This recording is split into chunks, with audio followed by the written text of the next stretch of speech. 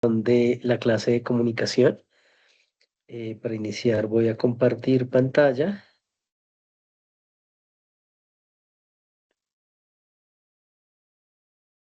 Por favor, me dicen si ya pueden ver la pantalla compartida. Sí, señor. Sí, señor. Sí, señor.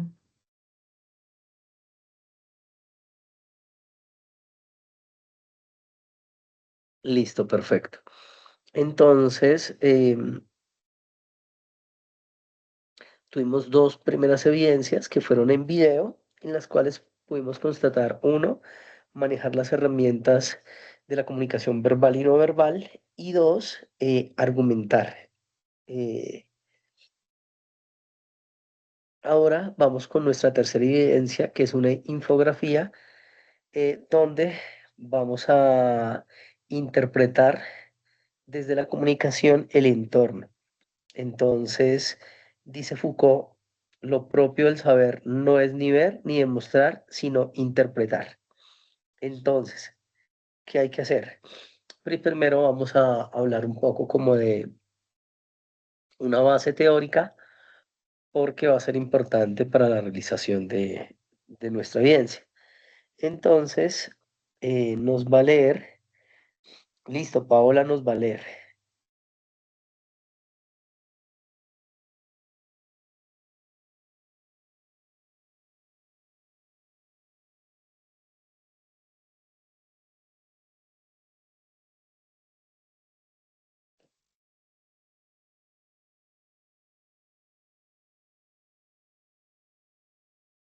Paola la una.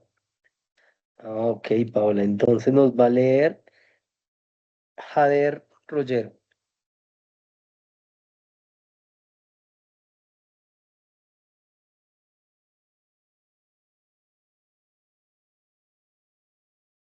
Jader.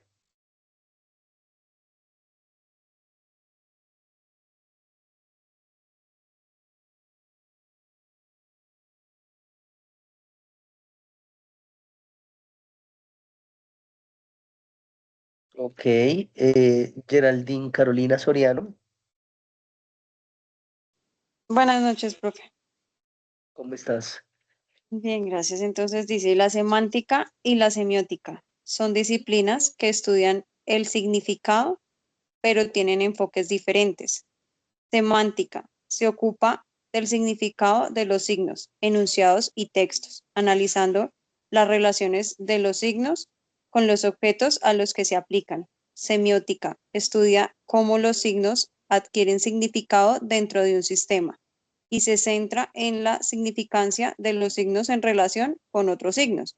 Aunque ambas disciplinas coinciden en el estudio del significado, la semántica es parte de la lingüística, mientras que la semiótica abarca un enfoque más amplio, que incluye la comunicación, la interpretación de signos en diversos contextos. En resumen, la semántica se enfoca en el significado específico de las palabras y frases, mientras que la semiótica examina cómo se construyen y comprenden los significados a través de sistemas de signos.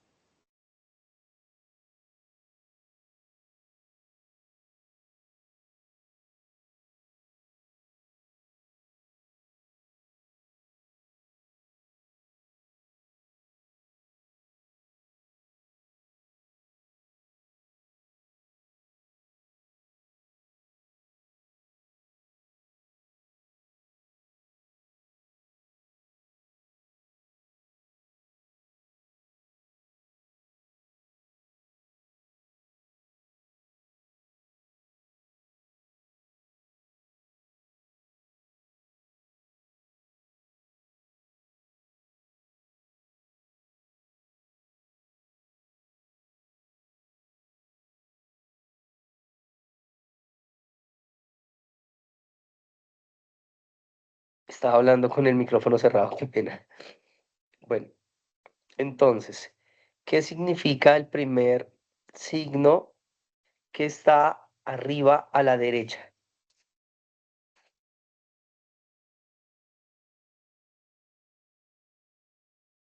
¿Es el de prohibido girar a la izquierda? A la No. izquierda, ¿segura que es a la A izquierda? la derecha, a la derecha, a la A derecha, la perdón, derecha. a la derecha. Ok. ¿Y qué significa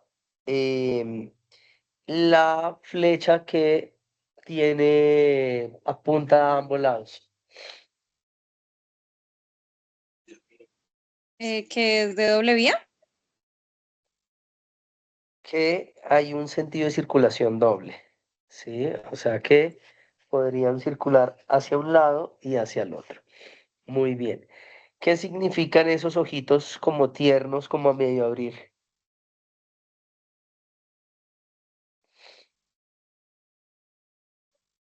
Bajar las luces. Eh, Ajá, son las luces y nos dice que las luces deben ser bajas porque si en ese espacio las luces altas podrían ocasionar un accidente. Vamos a irnos con uno más rápido. ¿Qué significa ese signo que hay como un caballo y unas líneas rojas?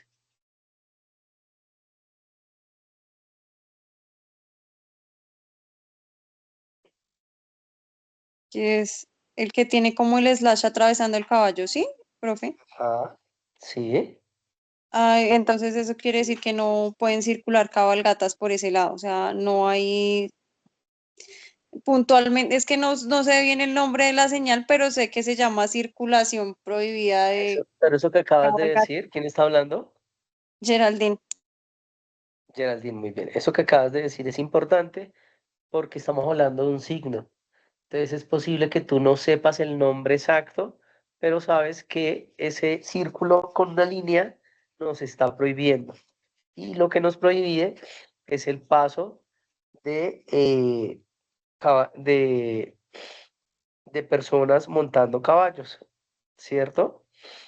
Listo. Voy a la siguiente imagen. Entonces, ahí hay unos signos, unos símbolos y vamos a ver qué significan. Entonces vamos a hablar del primero que está al lado izquierdo. Entonces me van a levantar la mano, yo doy la palabra y vamos mirando qué significa. Entonces, ¿quién quiere decirnos qué significa ese primer símbolo?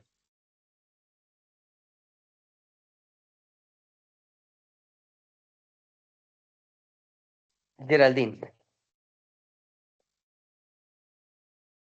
es el yin yang, profe, el símbolo del bien y el mal. Bien y mal, ¿qué más significa para ustedes?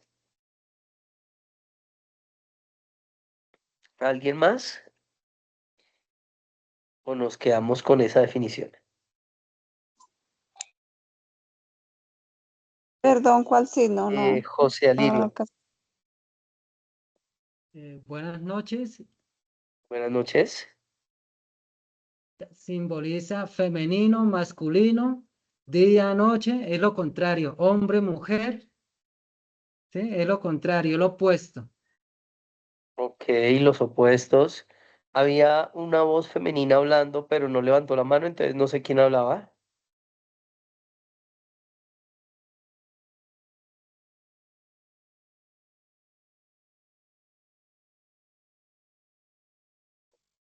La mujer que estaba hablando a la una, a las dos, a las tres.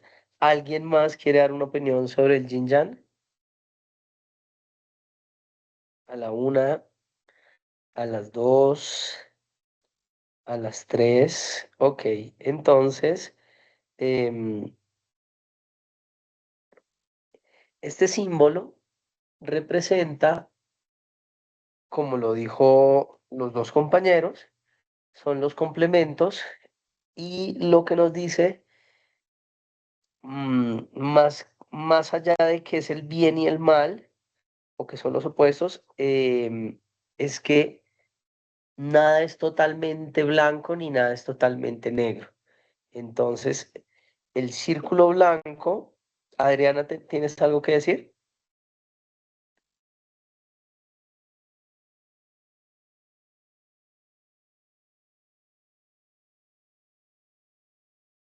Adriana, no te escucho. No, profe, ya es que iba a dar una opinión sobre eso, pero no, ya usted está diciendo.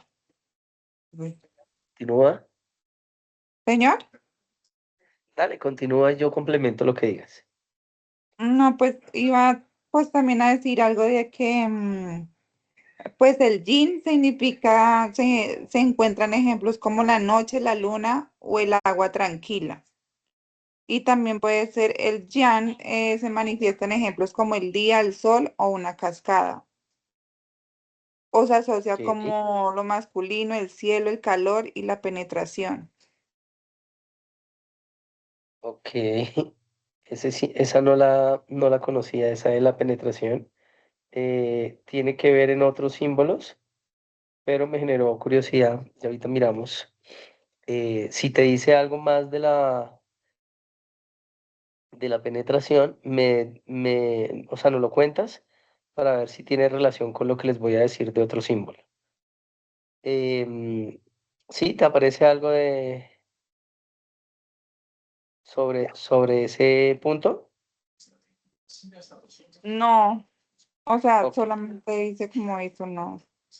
vale. Entonces ¿a qué? Vamos a hablar de que si ustedes se dan cuenta, hay una parte al lado izquierdo blanca, pero en el medio tiene un punto negro. Y hay una parte negra, pero tiene un punto blanco. Entonces, esto lo que simboliza es que no hay nada totalmente bueno, sino que tiene eh, algo negativo y no hay nada totalmente negro, sino que por muy malo que sea, algo positivo tiene.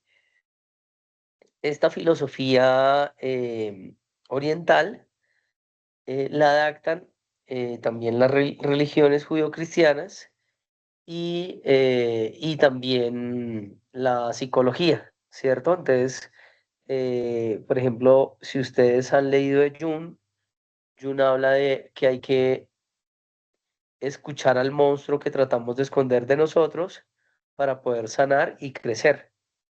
Pero si lo negamos o si no lo enfrentamos, pues nunca vamos a trascender eso. Algunos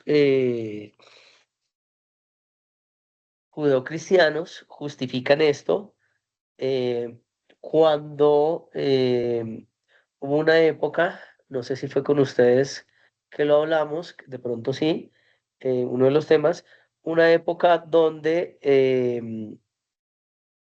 muere Jesús y comienzan a aparecer unos libros de cómo se comportaba Jesús y sus discípulos, de cómo eran las manifestaciones, y llegó un grupo de personas que consolidaron la Santa Iglesia Católica y decidieron que unos eran los que realmente decían la verdad y los otros no, y los hicieron quemar. Y bueno, algunos aparecieron, otros se han mantenido ocultos y ha sido tradición oral eh, en esas sectas, por llamarlo de una forma. Y pues una de las preguntas que se hacen esos teólogos em, cuando llega Jesús es por qué el el Dios judío es un Dios que habla de asesinar, de castigar, de bueno, digamos que es un tipo de Dios muy diferente al que visualizan en lo que vivencia la historia de Jesús, en lo que Jesús les enseñó. Entonces comienzan a decir, parece que Jesús estuviera hablando de otro Dios diferente. Entonces, los teólogos comienzan a aprovechar esta simbología y la adaptan al judeocristianismo para decir, pues que dentro de la perfección divina, que es este yin yang, pues Dios es todopoderoso, es bueno, pero hace cosas que a los ojos del hombre son malas porque no tenemos la comprensión que tiene Dios. ¿Sí? Eso de pronto lo han escuchado y eso comienzan a fusionarlo. Eso se llama sincretismo con la cultura oriental. Sincretismo ustedes lo van a ver en muchos lugares. Cuando ustedes vayan, incluso en Colombia, pero cuando vayan a otras partes de Sudamérica eh, y encuentren tradiciones ritualescas, como el festival de, no sé, de la Virgen de yo no sé qué en Perú. Entonces, cuando ustedes investigan, ese festival no era la Virgen, ese festival era una deidad incaica y, o bueno, depende azteca, bueno, y depende del lugar del país donde se haga el ritual. Y lo que hicieron los curas al darse cuenta que los indígenas no querían creer y seguían haciendo sus celebraciones, es que les dijo, listo, vamos a permitir, ya no los vamos a matar, nos vamos a golpear porque ustedes hagan sus manifestaciones, van a seguir haciendo ese tipo de rituales, pero ahora, y entonces cambiaban. Entonces, la deidad incaica la cambiaban y ponían una virgen. Entonces, les vamos a permitir que hagan esto, pero ya no se va a llamar Anaina, sino se va a llamar la Virgen del Carmen, qué sé yo.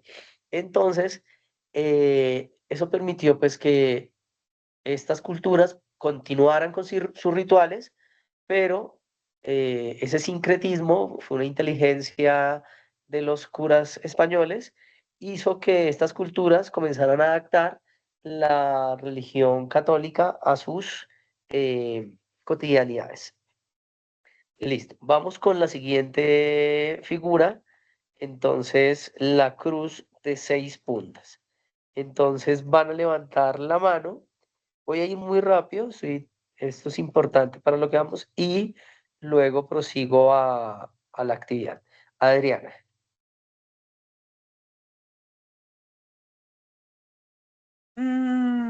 Que la estrella de 6 puntas simboliza el judaísmo que representa la identidad y y la memoria de los judíos.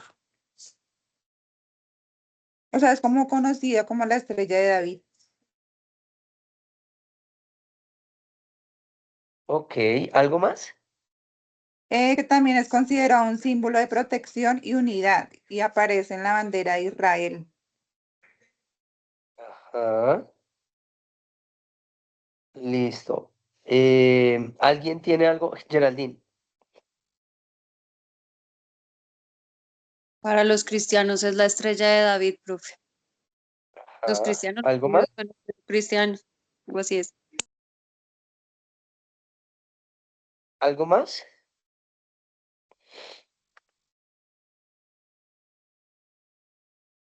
Bueno, recuerde que en la historia, lo que yo les estoy diciendo son conocimientos de historia, pero no significa que esté avalando un credo o otro, solamente estoy diciendo pues lo que sucede en lo que se ha podido concretar de la historia. Entonces, la historia siempre es contada por los que vencen. Entonces, teníamos el pueblo Egipto y teníamos a los griegos y antes de eso teníamos a Mesopotamia. Pues resulta que, y bueno, y antes de eso se me olvida este nombre, los que son antes de Mesopotamia, que es la escritura más antigua. Y al descubrir la literatura de estos grupos llamaban paganos a las culturas anteriores o a las culturas que no tenían el mismo credo de ellos. Dentro de ello, hablaban de esta cruz de 6 puntas como un símbolo pagano.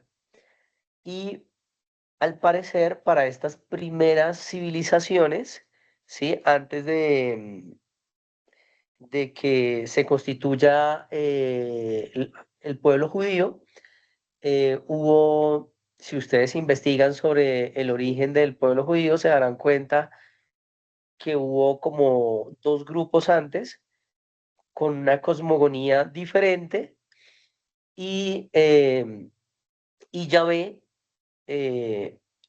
bueno, entonces los dos grupos anteriores a los judíos tenían un grupo de dioses, eran politeístas, pero los judíos en algún momento, em, digamos como si fuera un grupo de los de la comunidad que había, eh, cogió a uno de esos dioses que tenían, que es Yahvé, y comienza a hacer una cultura monoteísta.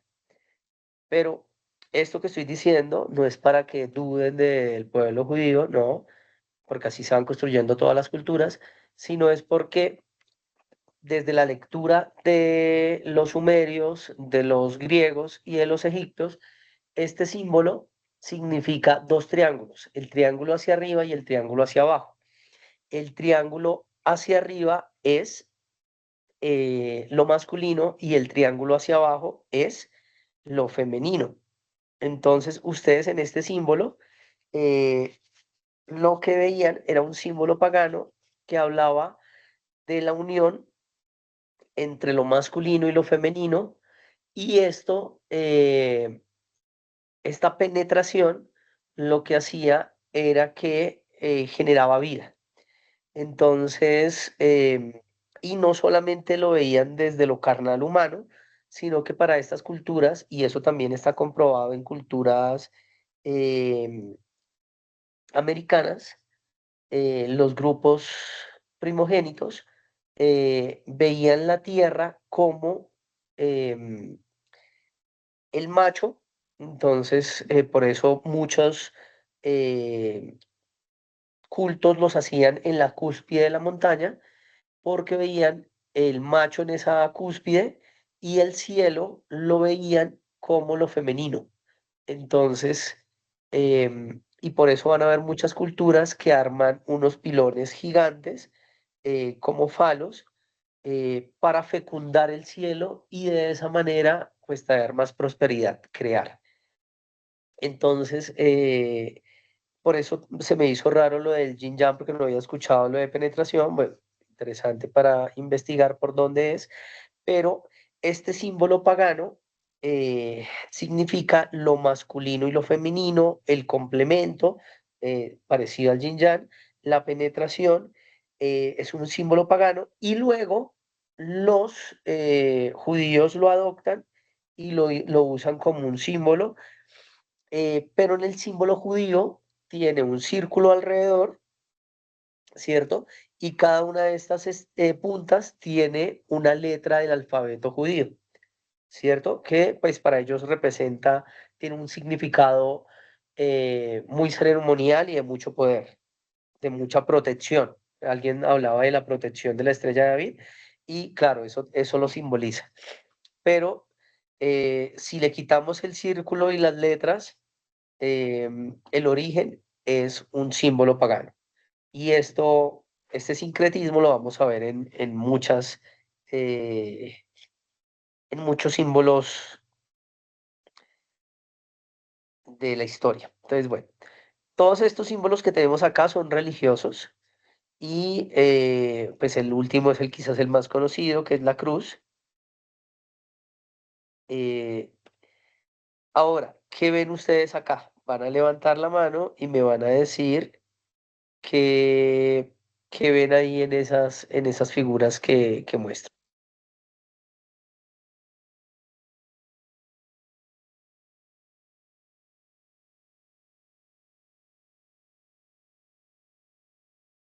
Jenny. Profe, visualmente pareciera la misma figura como con diferente diseño. ¿Y qué significa? Tú ves ese símbolo y dices, ¿eso es qué? No, no la conozco, primera vez. Ah, ok, vale, Jenny. Y me levanta la mano Yele. Yele. Yele es Judiet López. Judiet.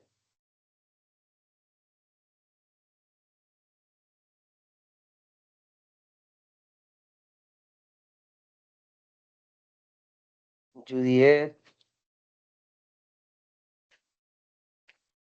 A Judy escribe diciéndole que es el símbolo nazi. Ok. Y Sadia. Hola, profe. Iba a decir lo mismo que la compañera. Si no estoy mal, es una esvástica y se utilizaba como un símbolo nazi. Ok. Y Juan Camilo. Buenas noches. Sí, señor, eso Muchas es una noches. esvástica.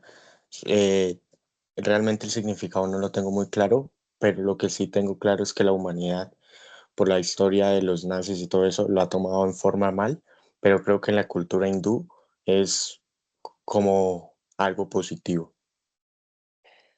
Ok, bueno. ¿Por qué nombras a la cultura hindú?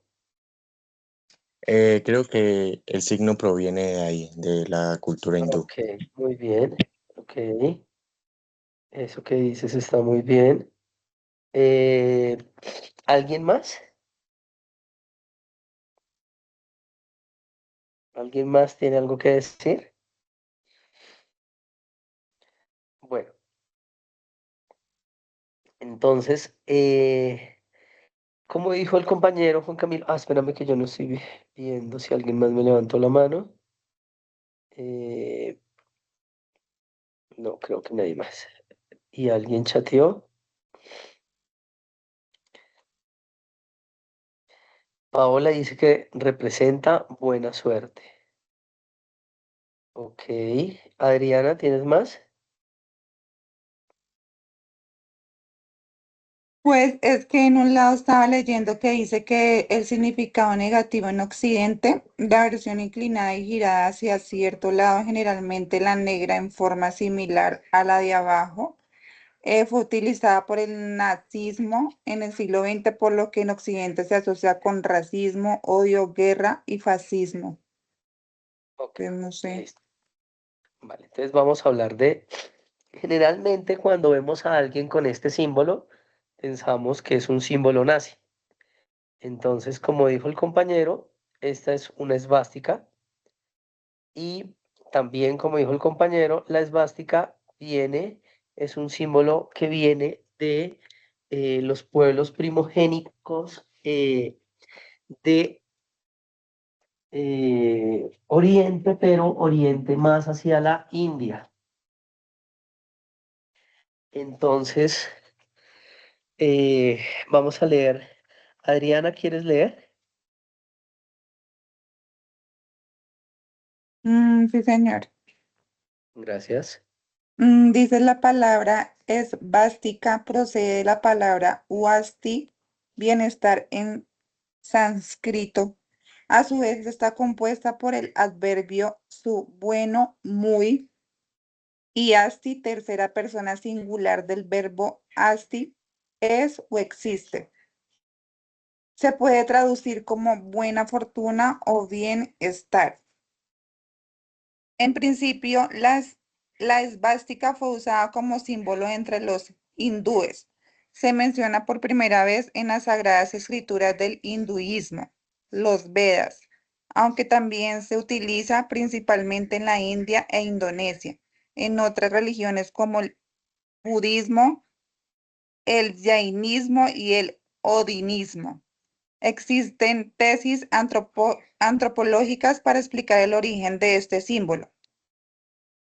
hipótesis astronómica, ya que se piensa que su peculiar forma podría deberse a algún fenómeno astronómico como un cometa en rotación o quizá representada en movimiento del Sol en el cielo. La esvástica nazi, la cruz esvástica, se utilizó como símbolo de partido nacionalista de los trabajadores alemán de Adolfo Hitler y del nazismo, seguramente inspirados por la sociedad. Se identifica como un símbolo de los antepasados de la raza aria. Para Hitler, la esvástica simbolizaba la lucha por la victoria del hombre ario. Para la creación de la esvástica nazi, se utilizaron los colores blanco, negro y rojo, los mismos de la bandera del Imperio Alemán, y se encuentra girada 45 grados.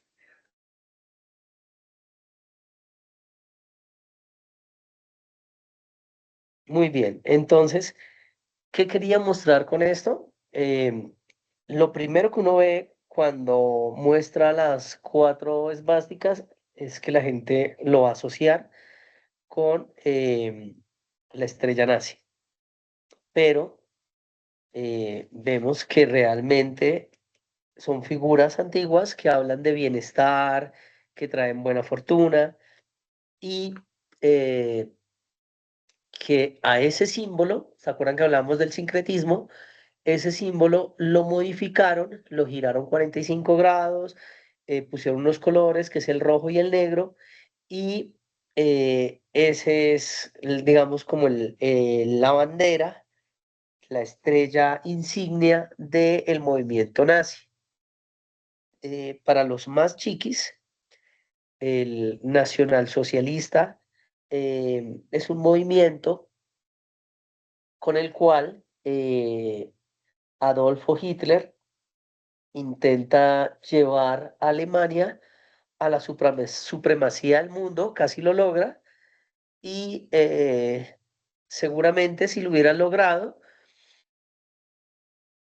en este momento,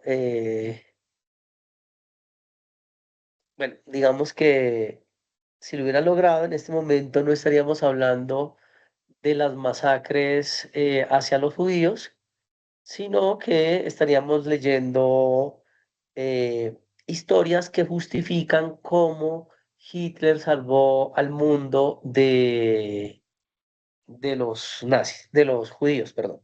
¿Sí? Entonces, vuelvo y les digo, la historia la cuentan los vencedores, ¿cierto?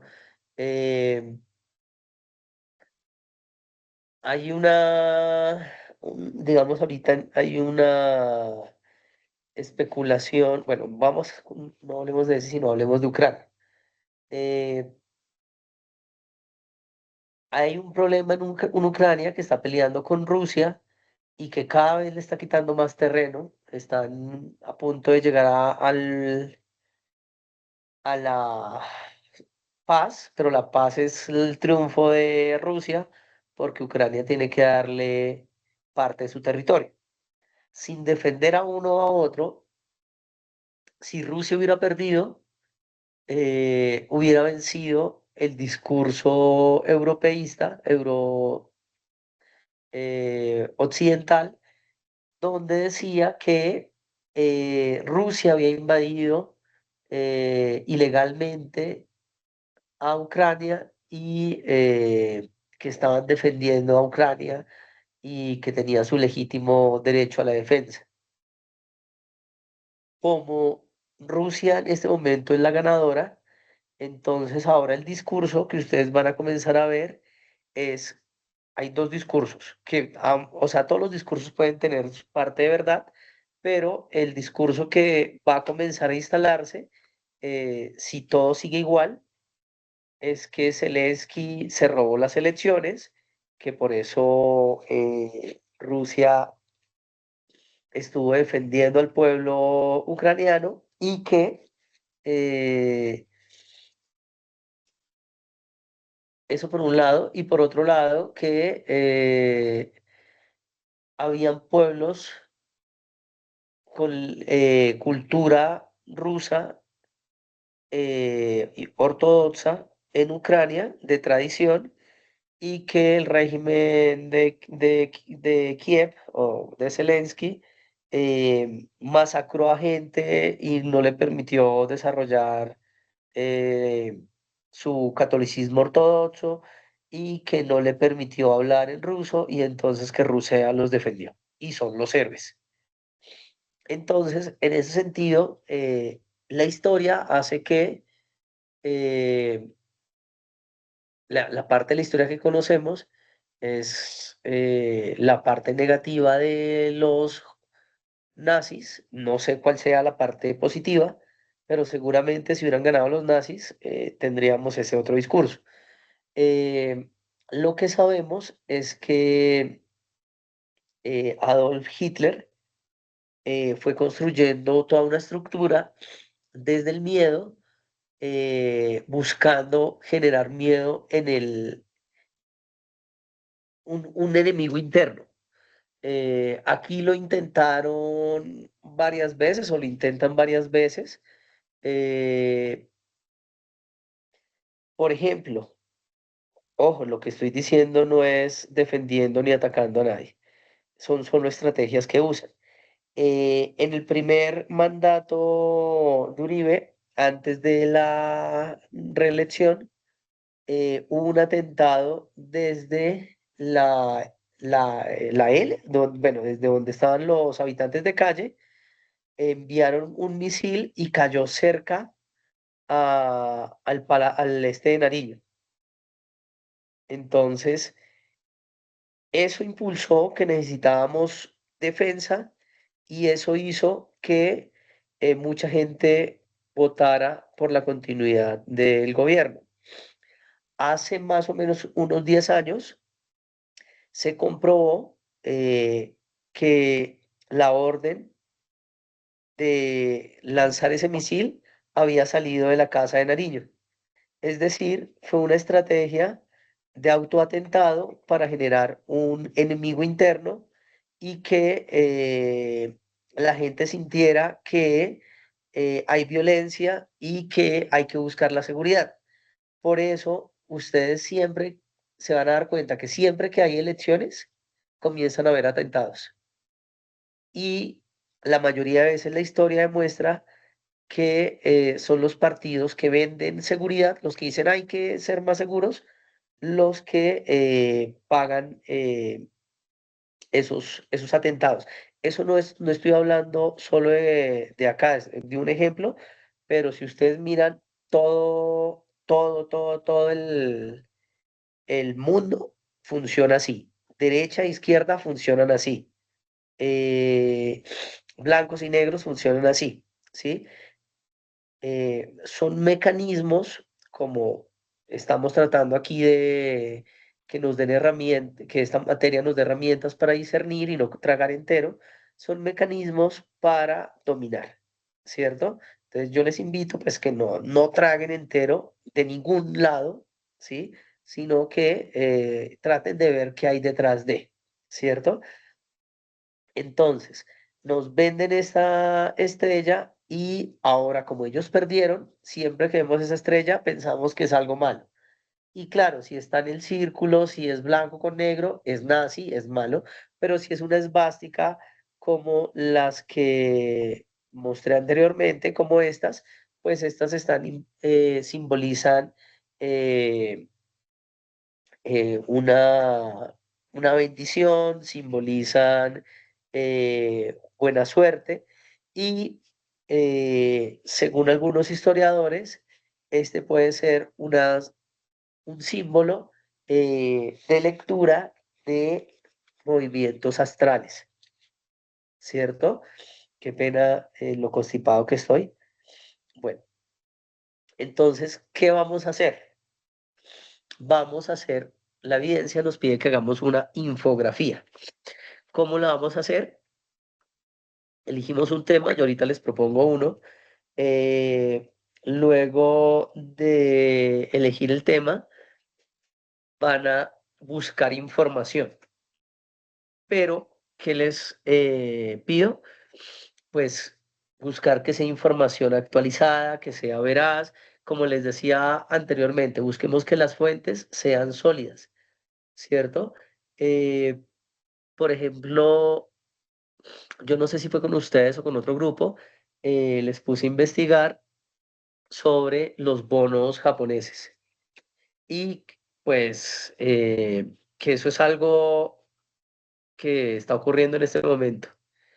Justo cuando yo les dije, al otro día o a los 2 días, comenzó a caerse el Bitcoin y algunas, algunas inversiones de valores comenzaron a caerse por esa decisión en Japón. Eh, entonces, cuando yo me enteré de esa información, busqué varias fuentes y varias fuentes, digamos que tienen respaldo, y unas de ellas decían, no, eso no va a pasar nada, eso antes vamos bien. Y todas las demás decían, pues que veían un peligro inminente y habían unas ya muy negativas que decían que iba a haber un colapso en la economía. En este momento ya hay eh, más fuentes sólidas que alertan de un posible desplome de la economía y casi como, no sé si ustedes supieron de la crisis del 29, donde algunos empresarios por las deudas se suicidaban y hubo pues una escasez muy fuerte. Entonces, no estoy diciendo que la idea es entrar en pánico, ¿no? Pero hay que buscar fuentes y como les digo, yo busqué varias fuentes, algunas me parecieron ya muy extremistas y pues en este momento les está dando razón el deambular de los días. Puede que mañana ya todo se estabilice y queden como unos paranoicos, pero es importante tener varias fuentes, no todas pensando lo mismo. Así yo me vaya por una fuente, es importante tener otras fuentes para saber qué hay detrás de. Organizo y ordeno mis ideas, toda la investigación que hice, elijo un tipo de infografía, ¿cierto? Hay diferentes tipos de infografía en el material que tienen en Sajuna. Les va a hablar un poco de ello y si no, yo ahorita también les comparto con los voceros tipos de infografía y elaboran un borrador y eligen, porque la infografía, acá está esto, aquí esto que les estoy mostrando es un ejemplo de infografía. Entonces, si ustedes se dan cuenta, hay unas imágenes y hay unos textos que me permiten guiarme en el paso a paso, ¿cierto? Imagínense que en esta infografía dice aquí elige un tema y yo les pongo acá, no sé, una bola de cristal, pues, o bueno, una bola de Navidad. Pues ustedes dicen esa imagen no me está diciendo mucho con la información que me estás dando. Entonces van a tratar de que cada imagen que seleccionen pues tenga sentido, ¿cierto? Que es lo que hablábamos de la semiótica y van a tratar, eh, van a tratar de qué? Van a tratar de ser muy cuidadosos con la ortografía, con que estas pequeñas textos que van a agregar, pues tengan coherencia, sean entendibles. Y bueno, vamos a mirar, voy a cambiar de diapositiva. Ya están viendo, estoy mostrando la guía. Me dicen si la ven.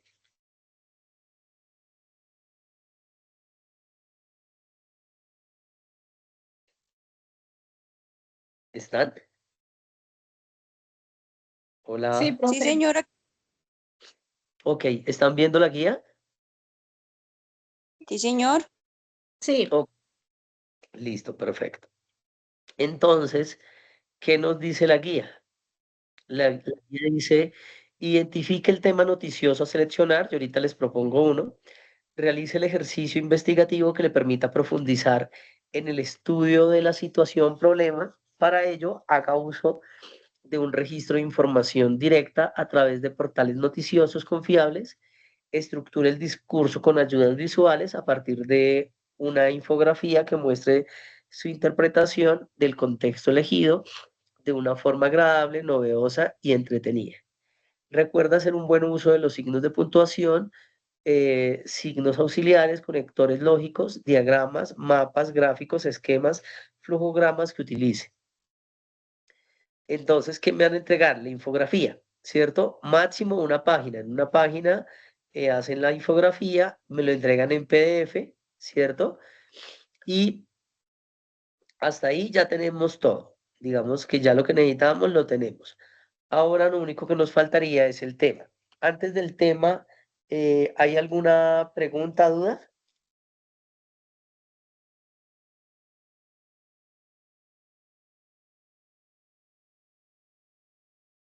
Chicos, ¿todo está claro? ¿Hay alguna pregunta? No, señor. En la mano, si hay preguntas. Natalia, ¿vas a decir algo? Que no hay preguntas. Está Ok, claro. listo, perfecto. Entonces, el tema, ¿me recuerdan por favor los temas que hemos trabajado en los videos? El de Miurgo y lo de los bonos japoneses. Perdón, el segundo no te lo entendí. ¿El de Miurgo y qué? Lo de las tasas de interés de los bonos japoneses. Ah, perfecto. O sea, fue con ustedes que hablamos de lo de las tasas de interés. Entonces, ya. Entonces lo que vamos a hacer es, listo, que está fresco. Entonces sobre, vamos a hablar sobre los bombardeos que han hecho en unas lanchas en el Caribe, ¿cierto? Eso es fresco, ustedes lo conocen. El gobierno de Estados Unidos ha bombardeado unas lanchas de las cuales han muerto creo que 83 personas. Eh,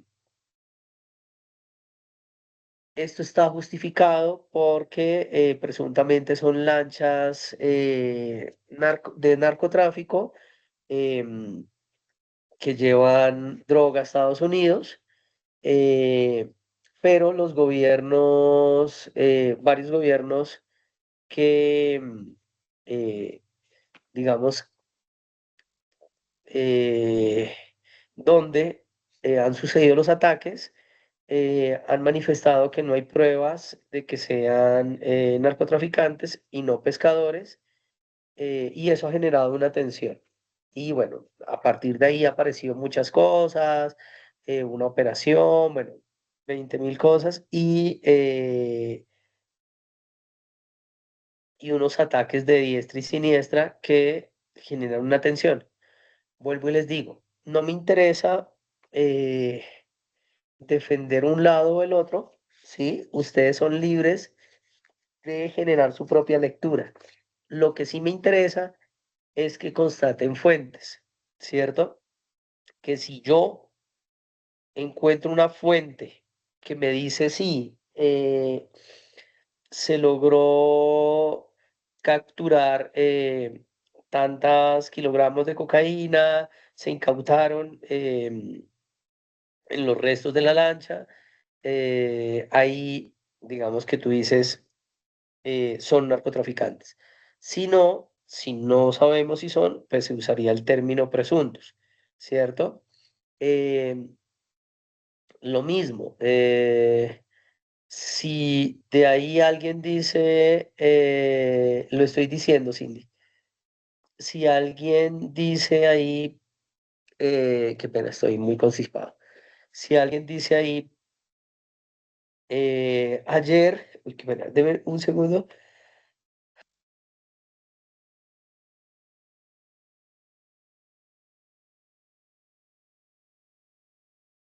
Qué pena, es que me dio un ataque de estornudos.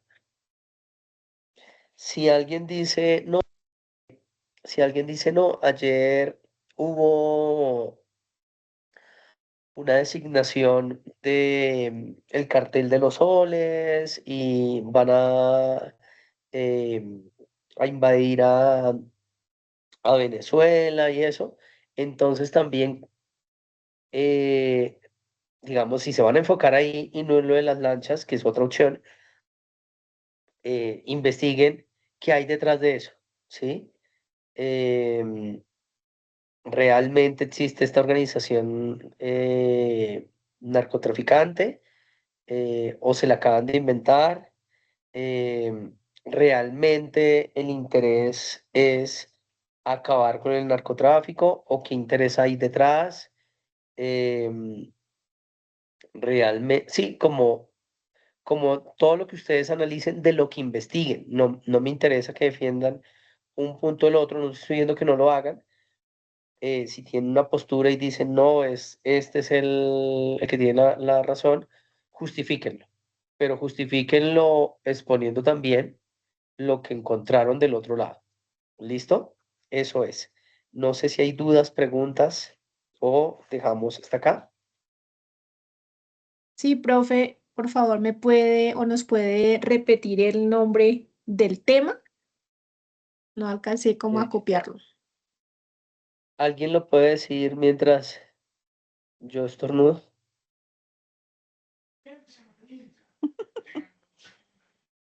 Dios mío.